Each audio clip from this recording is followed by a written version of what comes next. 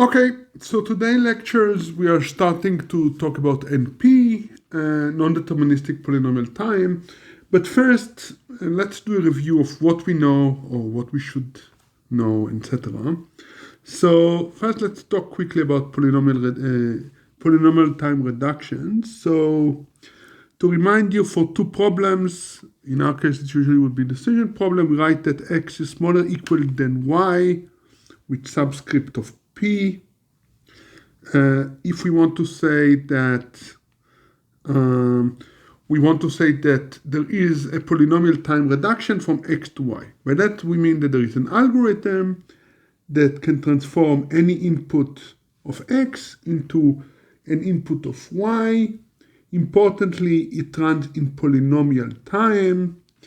And the second thing that is of course important is that it maps the original input is a yes instance, because it's a decision problem, right? Every instance or input have either yes answer or no answer, right? Is it does it belong to the relevant language or not? So the original instance is yes, if and only if the generated instance of the problem y is a yes, right? And the algorithm transforms any input of x into an input to y. So that's a polynomial time reduction. The important thing for our purposes is that if there is a polynomial time algorithm for y, and there is a polynomial time reduction from x to y, then x can be solved in polynomial time. This is, to remind you, is called the Har-Peled reduction. Okay.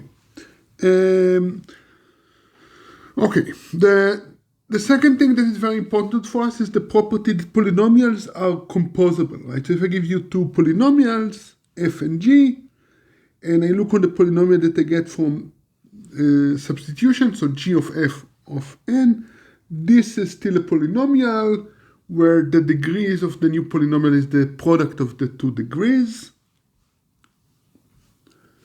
Okay, so polynomials are composable.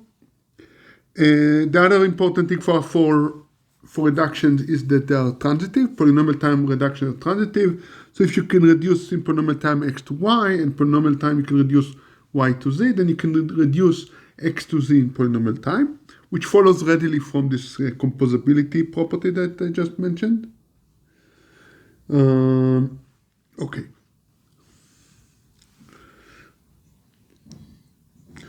Okay, and to prove a polynomial time reduction from x to y, you need to provide an algorithm that runs in polynomial time and that maps a yes instance to a yes instance and a no instance to a no instance, right? And importantly, you need to prove that it works in polynomial time. Okay.